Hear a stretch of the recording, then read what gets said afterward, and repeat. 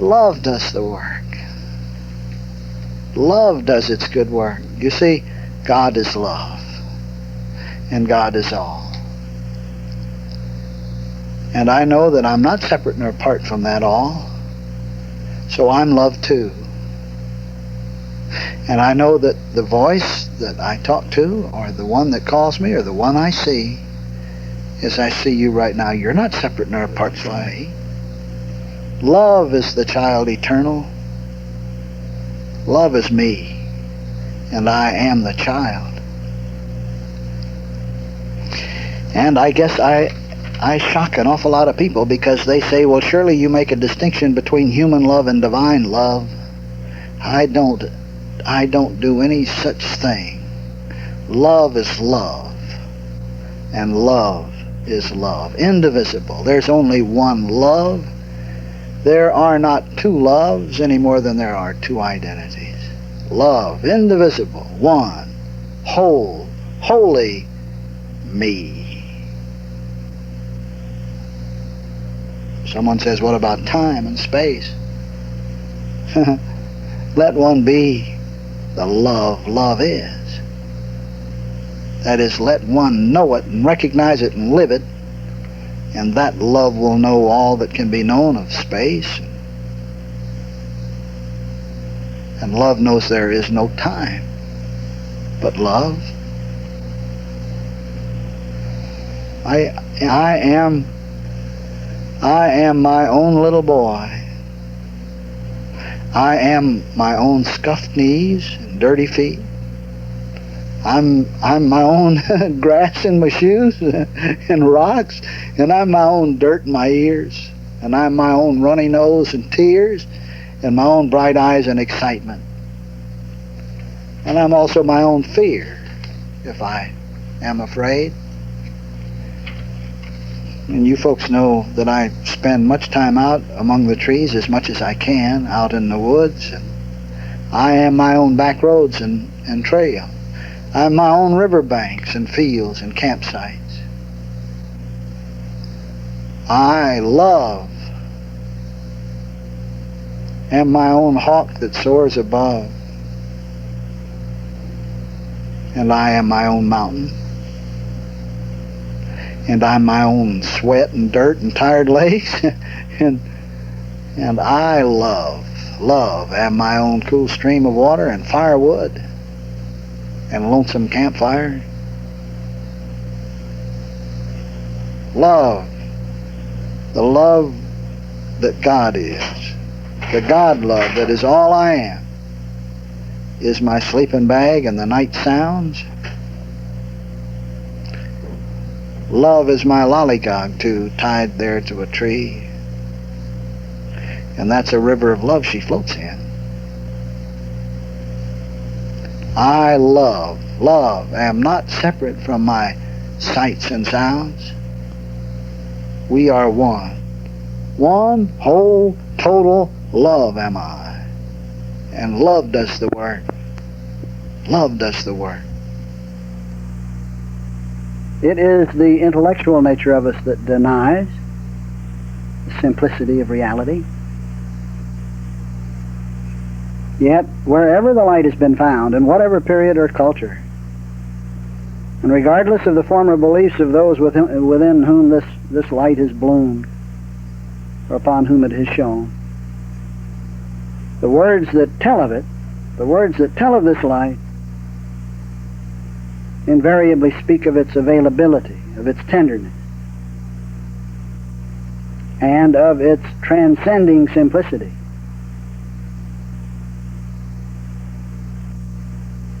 Enlightenment reveals that the real appears a mystery only to the sophisticated or dishonest nature of us, withheld from those who would search for it outside the childlike essence of his own being. Now, to those who struggle for their divinity in the diverse places that conditioned thinking dictates, those bewitching webs of erudition that titillate the personal ego rather than dismiss it, the light remains forever a mystery. Oh, but it comes. The light comes in good measure, pressed down, shaken together, running over, and put into the lap of those who are willing to let go the vaunted sense of self, to act the simple child of God that we are, in fact, already. Ultimately, we see, sooner or later, we see, because we're forced to see, the light of the inexpressible demands only the sacrifice of a phantom role that we play, a mistaken sense of self, but the surrender of anything less than that is the dream of darkness perpetuated. Those who find light to be the sufficiency they are already. As for wealth, the universe is already mine. The universe is already ours. It was the Father's good pleasure to give us the kingdom. Isn't this so? Now, as for myself, as far as dollars go, at least all I have ever had have been turned loose quickly in order to write another page or to tell a story in another place. I have found that to be a hoard of dollars in this activity is to be a dry well. This doesn't mean that one isn't to have dollars. It is to say that to be a hoard of dollars. But I can assure you this, that in this study you will find your supply becoming ample and without a need to worry about your obligation. You just may as well expect it, because it is as inevitable as the fruit that follows the bloom, as the seed that follows the fruit. One of the first delights of the new, we find that it isn't what they say that matters half so much as finding out what we believe right here as ourself, here as I. You see, our actions on the daily scene, our actions in the world, our actions from the time we get up until the time we go to sleep are determined by what we inwardly believe, what we inwardly believe ourselves. And if those actions appear to be producing an experience of unsatisfying proportions, those actions appear to not be producing the sustenance that's necessary nor the happiness, well then reading 25 more books isn't the answer. We had best determine what our inner beliefs really are. Determine what they are. Look at them, examine them, and put them in order. Now, we don't need as much help to do this as we at first suspect. You see, it's really only necessary to examine what we believe, and I can tell you that the very shock of the sight will usually start our putting them into order. You see, all of us have an inward honesty built in. There is an inner guide that is absolutely perfect. What is it? It is an already established identity. And no one can tell us about that so well as we can tell ourselves. Well, how does one examine his own self-concepts? There are many ways. Many ways. Too. And this is why we read. And if one will read slowly and contemplatively, then reading is great, but so often we don't. Meditation, you see, is a sitting still and letting one's own as come forth and reveal itself. And writing is precisely that same action, except it winds up in tangible words so that they can be examined and looked at. Well, about this habit of thinking, well, I must read someone else's words, someone else's books, this is, of course, good. But yet, how many do we know who have read everything on the face of the earth, every new book that comes along, and they still haven't enough spiritual perspicacity to pour water out of a boot. And by the same token, what are those folks who have never read a word? Are they doomed to some sort of eternal damnation just because they don't know about this or that spiritual concept, or this or that belief? There should be a happy balance between reading and meditative writing or contemplative writing, or just between reading and meditation, or between reading and then going out and looking at the beauty that isness is. There has to be a balance between inputting and outputting. Well, listen, what is the purpose of human activity? What is the real and genuine purpose of this grand and glorious rat race that we see the whole world engaged in, if it isn't ultimately to get into a position,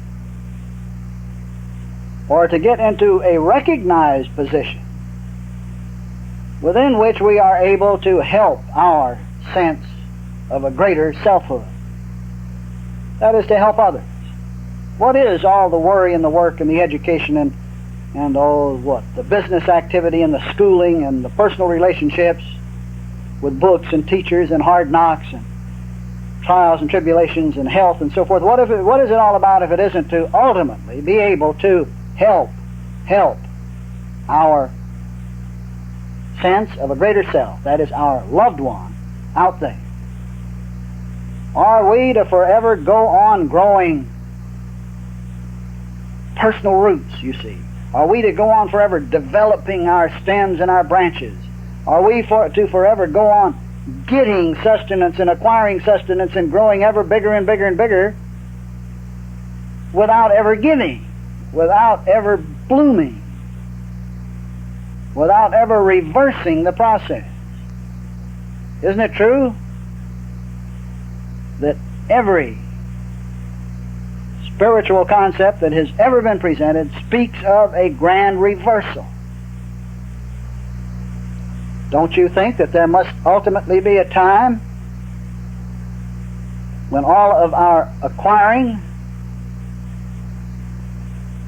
is to yield itself as a means by which we are to start giving our inner essence to the world?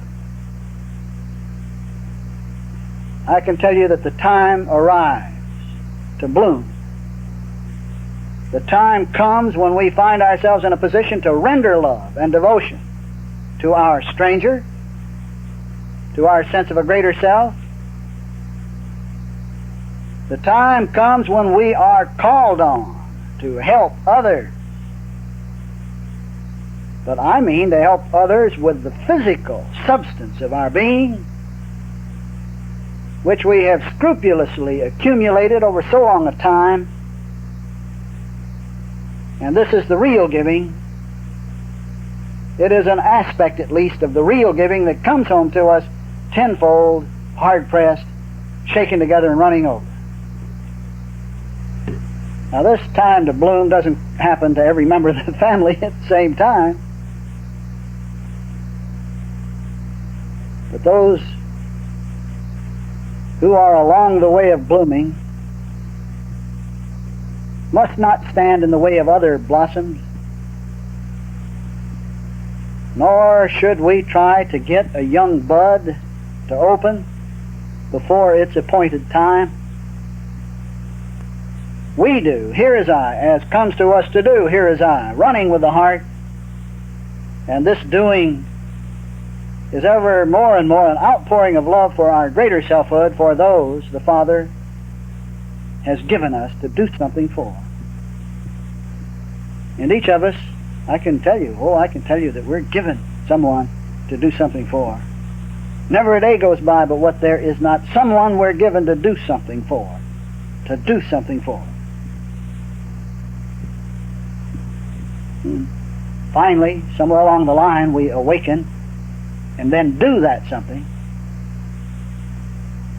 to bask in the joy of the doing, usually to forget it very quickly.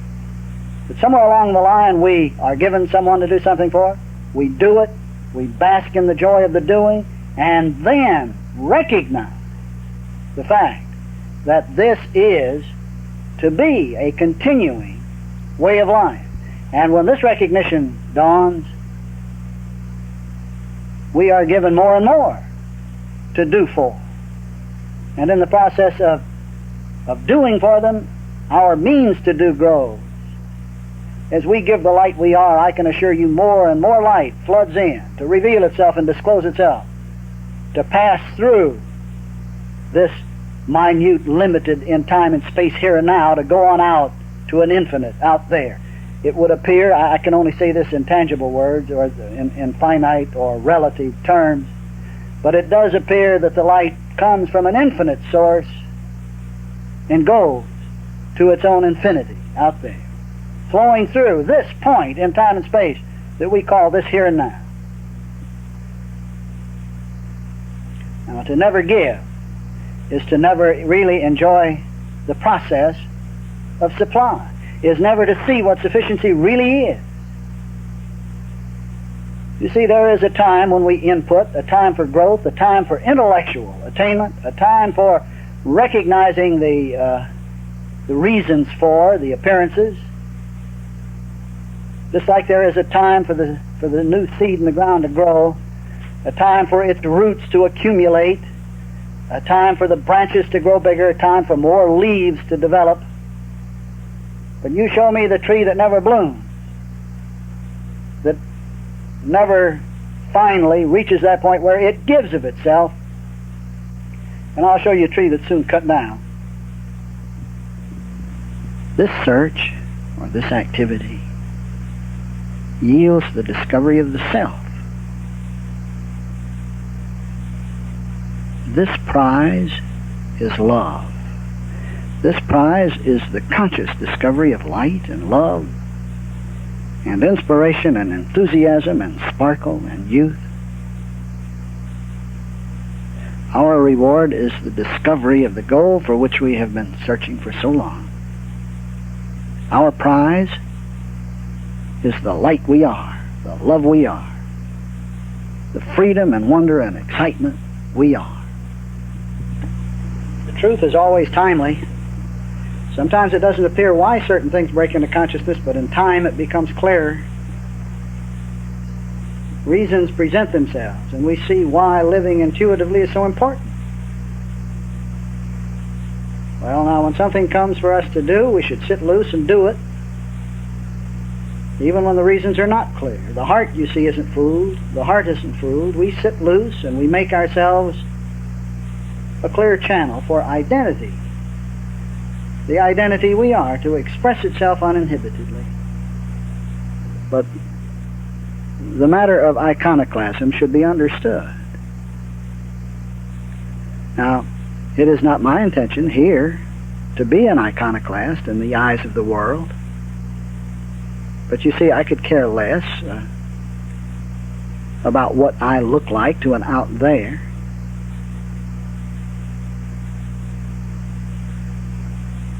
However, it is not possible to tell of my joy without telling how that joy grew in the face of my own false beliefs when they were seen for their emptiness.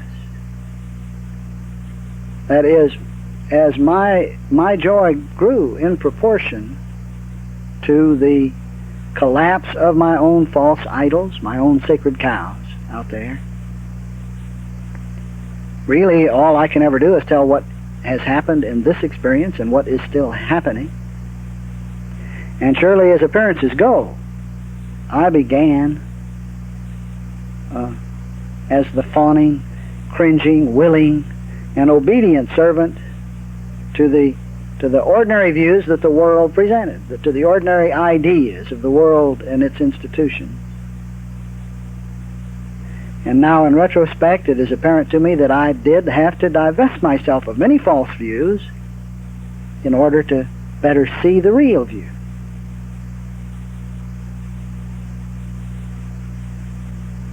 Ever clearer concepts appeared, and they appeared as the smashing of some idols and the turning away from others. And always I must say that always, ultimately, there seemed to present itself a reply from the idol, a rebuttal of sorts, sometimes sharp, sometimes hard, sometimes easy, but always a response. And all I can do is say that the old nature of us, the old man, the old sense of self, doesn't take its annihilation lightly. It battles for its life. But it's only a belief, and a belief does not really have any power. Of the misconceptions that prevail, none tower so high, or any higher, than the Himalayan sacred cow, which is the institution of human marriage, the appointed guardian protector of love. Those who have found identity to be love itself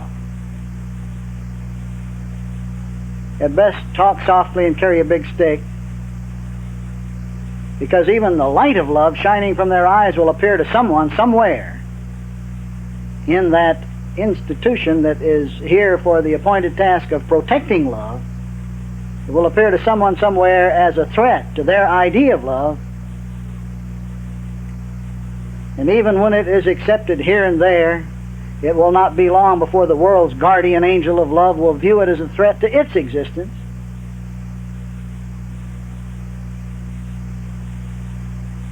Of all the creeping things that creepeth upon the earth that mankind does not have dominion over at all, it has to be that institution of marriage,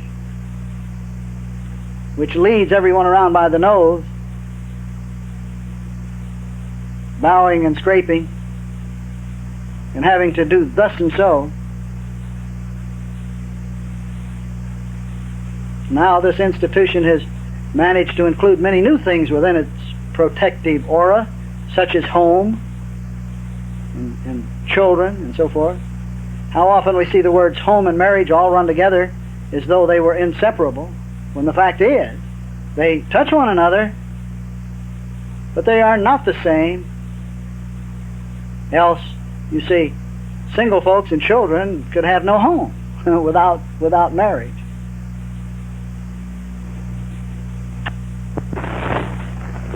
Now listen. These statements are not to be construed as an attack on the institution of marriage, as though that institution should not exist, because most certainly it should exist. It serves its purpose.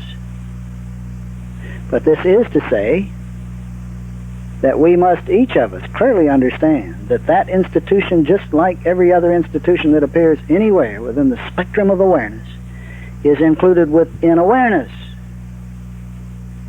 and is not an institution to which we must bow and scrape. The dominion here is with awareness that perceives the institution of marriage.